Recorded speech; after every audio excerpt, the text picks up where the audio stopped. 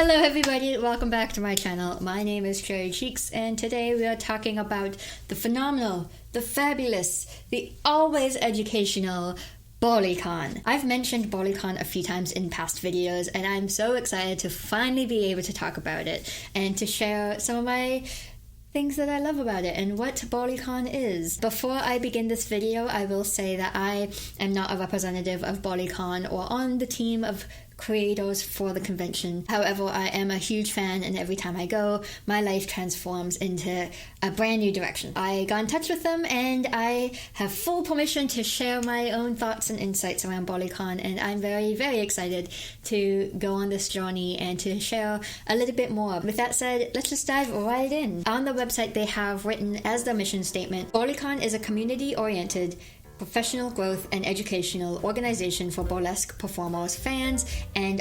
aficionados. We conduct educational events to preserve, promote, and advance burlesque as a theatrical art form. We offer classes, workshops, panels, and other educational offerings that further professional skills and development. We are committed to supporting personal transformation through creative, artistic expression in the burlesque arts. Burlycon is an annual burlesque convention that happens in Seattle, Washington every single year in November. It is 4 days of just classes and history lessons and workshops and tutorials, networking opportunities and gatherings and events. They do so much. You go there and you learn, and you go there to be a student. No matter who you are, no matter how much experience you have, I adore Burlycon because it is a convention for everybody, whether you are brand new or whether you have been in the industry for 20 years, even if you're somebody who doesn't perform and don't plan to perform but you just love the art form and want to learn more. There's a lot of people I've met who've been all across that spectrum who attend Burlycon. When you go to Burlycon, you'll see a few different things. So it's 4 days of non-stop madness and magic. They have teachers from, again, all different experience levels who offer very specific workshops on different dynamics focused on skill building. And so you might have classes that focus on makeup and how to apply makeup, or focus on costuming, ethics in burlesque, and talking about burlesque history, moves and intention, and even things as specific as eye contact. There's just so many things, and those are just the workshops. And these workshops are phenomenal. You get to learn not only from a huge range of performers and teachers, but also you get to see different perspectives on them as well. When you're doing a fan dance, you're not just doing a fan dance. There's a whole philosophy behind it. The first year that I went to Burlycon was definitely a year that I realized how much I didn't know in burlesque and how much there was to see. In addition to workshops, Burlycon also has caucuses, which are basically gatherings of specific performer groups, and you just get to network and meet new people and just connect with people who have similar experiences to you who you might not see all the time. They do have some that change every year, but most of the common ones that they have each time is caucuses for people of color, for people with disabilities, people who are parents, and lots of different caucuses and opportunities for them, for different performers to connect. My second year I went to the BIPOC caucus. That was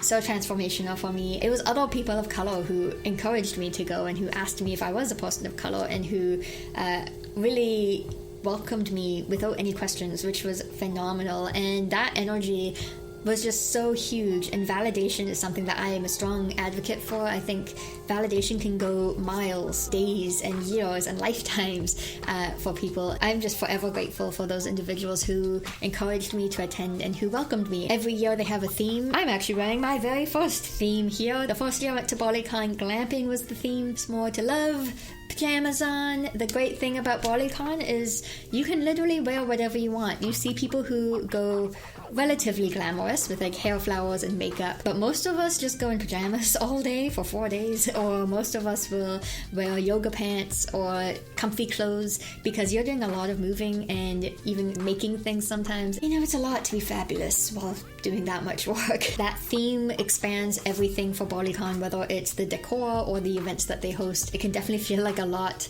when you're socializing all day, especially if you're an introvert or somebody who's really shy. I used to never talk. I used to be super, super shy when I was new in burlesque. The very first year of Burlycon and BHOF, I went by myself. That forced me out of my shell, and that forced me to talk to people I normally wouldn't talk to. Burlycon recognizes that it's not gonna be for everybody to always socialize, and that everyone has their own limits, and so they have different options, like the tent, which is where I basically live when I'm at Burlycon. Like a tent in your living room. It's just a nice chill quiet zone for people to just hang out, and they can casually socialize or just hang out if they want in that spot. They also have a library, which is really nice, and you can just go and read and be quiet and be with yourself. There's lots of quiet spots as well in the convention center and the hotel. In addition to the quiet times, they also make sure to fit in classes and workshops for things like yoga or mindfulness or just breathing or downtime, so that even if you don't want to be by yourself or you want to feel like you're participating in workshops and classes,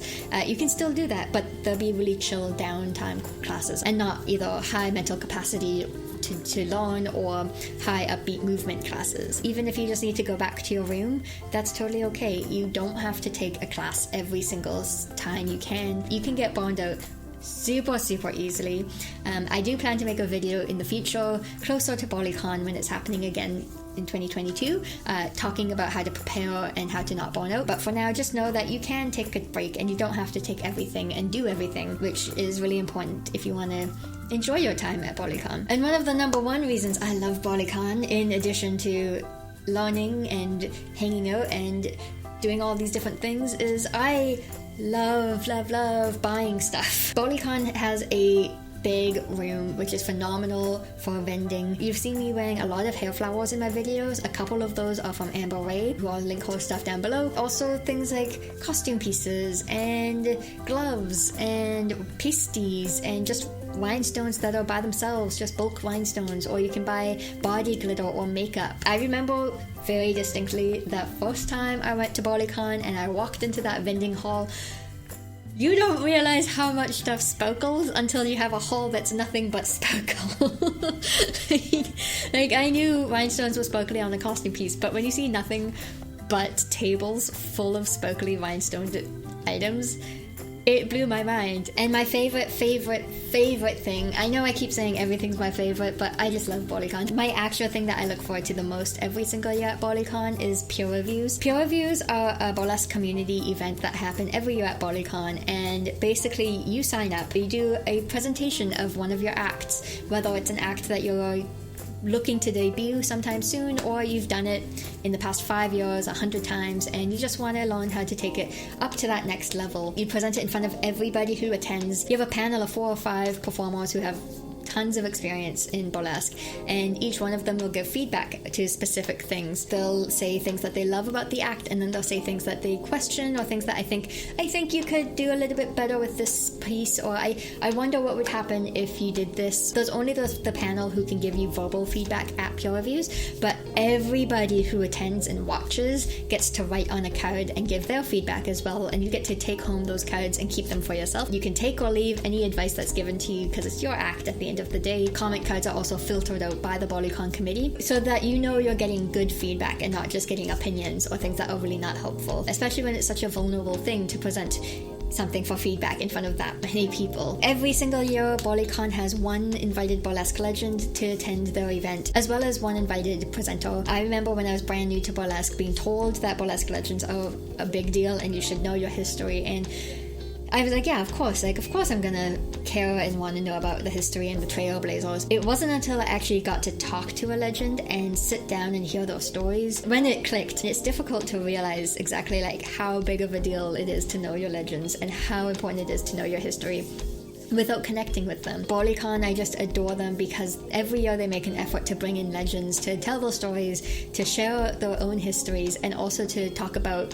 their perspectives on burlesque today and offer workshops if they can. I think that's a beautiful thing that we get that opportunity with Burlycon and Burlesque Hall of Fame. Not only connect with them and listen to them, but even get opportunities to learn from them and to just talk to them and get to know them and have them get to know us. It's so beautiful seeing that transformation across generations in burlesque. I just want to say, Burlycon, you're doing an amazing job. There's stuff beyond Burlycon, like there's certain producers in Seattle who will produce shows during that weekend as well, so you get to see phenomenal burlesque as well, outside of just taking workshops and peer reviews. Burlycon is a huge opportunity, and I highly encourage anybody to attend and to go and take advantage of it. It is there every year. They have been doing a phenomenal job during this pandemic with moving everything online and having online classes instead. I do really highly hope that everything's going to be okay by next November. I know life's not going to be perfect, but I hope at least we can travel safely to attend Burlycon and to have that big family reunion, because every year there's tears and people cry every year, and I'm pretty sure there's going to be a lot of crying next year with the first one back. It doesn't matter if you're brand new or if you've been performing for a long time, it's never too late to attend. I know people who've attended Burlycon for the very first time after performing for 10 years. I know people who've attended for the very first time after performing for a few months.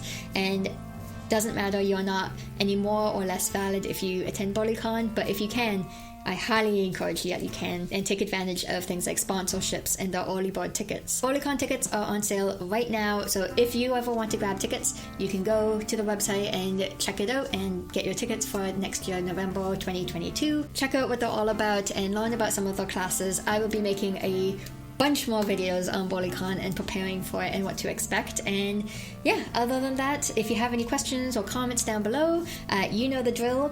Leave them in the comments and I look forward to reading and responding. Otherwise, I will see you next time. Bye!